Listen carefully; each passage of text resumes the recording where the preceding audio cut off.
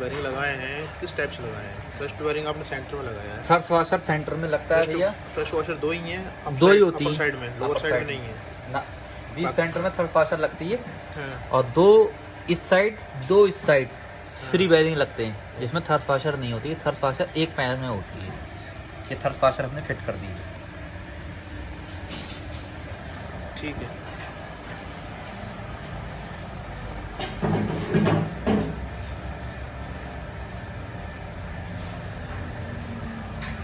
किरायन हमारी स्टैंडर्ड पे है, इसलिए स्टैंडर्ड के पीस पड़ रहे हैं, मेन के भी और बिगिन के भी।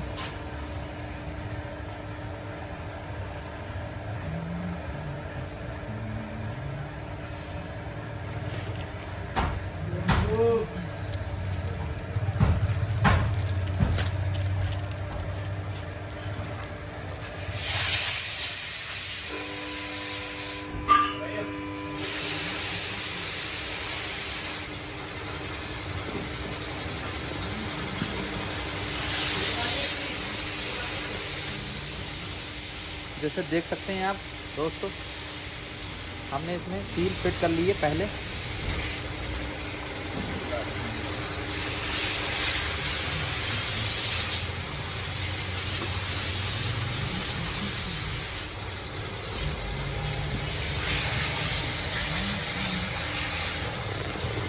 अब यहाँ पर हम ऑयल डाल लेंगे।